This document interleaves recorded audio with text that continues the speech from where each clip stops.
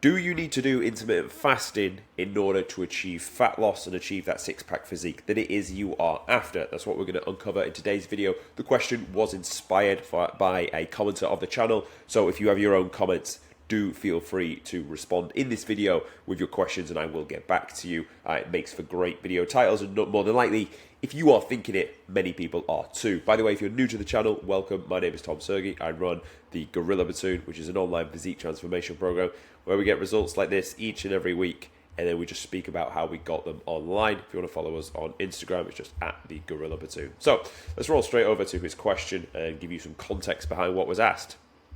We've got a 54-year-old, 182 centimeter in height and 94 kilogram male. He runs 60 kilometers per week and lifts 3 to 4 days per week, so high output and high gym sessions as well. I've been doing this for the past 10 years, sitting around 16.5% body fat. Was on active duty for the army for 21 years. Love you, brother. Me and you both. Although I didn't do 21 years, I only done 10, so you win this round. And always been active all my life. I want to get my weight down to 85 kilograms, where I ran my fastest half marathon at 1 hour 36. That's good pace in that. And I'm currently at 144. Have my race coming up in 10 weeks. Do you do any 18-6 or 16-8 intermittent fasting? So, to answer the question, first and foremost about the fasting, then we'll come on to what he should do in this situation. Fasting, intermittent fasting, is it good or is it not? Intermittent fasting is actually very good for productivity. If you need to get up and work in the morning, you fasting or just having water and black coffee will absolutely increase your productivity because you're not having any food in there that's going to disrupt your brain and have you like feeling carb or sleepy. Do you need to do it for fat loss? Well, if you do it, what you're going to find is when you break the fast, your window is now smaller to eat in. Therefore, because you're in a calorie deficit, the smaller amount you are eating seems a bit more food. Whereas if you break the fast at 6 a.m. and you've only got 4 meals to eat, you spacing that out across the day before you go to sleep is going to feel like an eternity. The worst thing is breaking the fast, having a really long window before that next meal. You're ravenous by then. Whereas if you actually just push the feeding back, it will serve you more. So, it's not that intermittent fasting helps you lose body fat. That in itself does not help you lose body fat. What matters to if you're losing body fat is your overall calorie deficit target, which we're going to come on to for this guy now. That is the most important factor. So if anyone ever comes to you and says, oh, I'm intermittent fasting, I'm losing body fat, they're not. The fact they're in a calorie deficit, if they are, is why they're losing body fat. You could do intermittent fasting and eat 3,000 calories. If that's over what you need to drop body fat, guess what? You're not going to drop any body fat. So it's not the act of that per se which is going to allow you to drop body fat. It's the fact that it forces you into a smaller feeding window, which normally you can't eat as much. Depends on what you are eating if you're eating correct food. That's the reason you end up dropping body fat and staying in the calorie deficit. It's a good tool. It will make dieting, I believe, easier.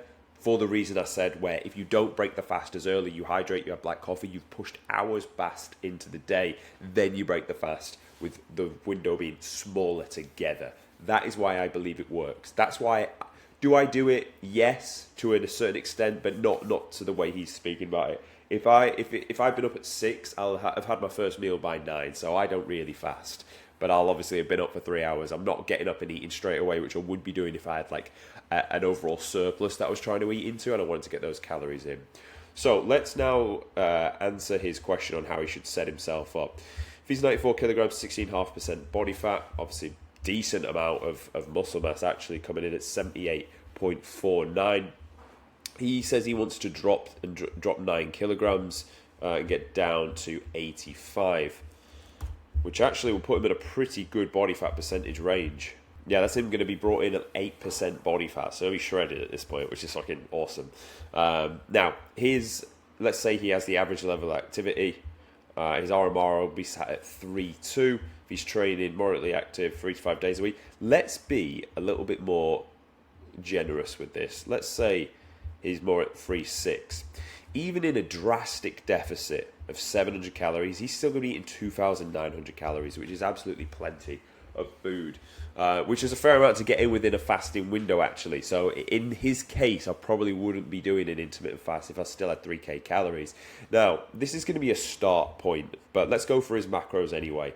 because of the size of him, he's going to need a high amount of protein, 188 grams, which is essentially his lean mass times by 2.4. So a high amount. Now, the disclaimer for this may be is, I wonder how he estimated his body fat, because unless he used a guide similar to this, he's a little bit softer than this guy here. Maybe you got a DEXA scan, we don't know. But let's give him the benefit of the doubt and say it was accurate. This guy's going to need a fair amount of food. 64 grams of fats, which is 20% of this target, and then the rest is going to be filled with carbohydrates. What would a day of feeding look like for him?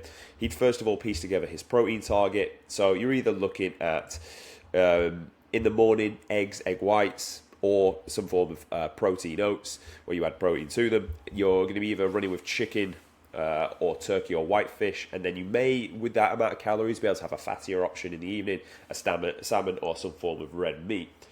From there, your fat options are going to come from either the meats, or you'll be adding avocados, nut butters, or dark chocolate. I'd probably stay away from oils, to be honest. They're good for a bulk, but they're not needed for cutting phase. And then your calories for your carbs, for dieting down, you're probably looking at oats, very stodgy, very filling. White potato, also very filling. And you could do with pasta or rice, but they obviously come at you'll have less of them.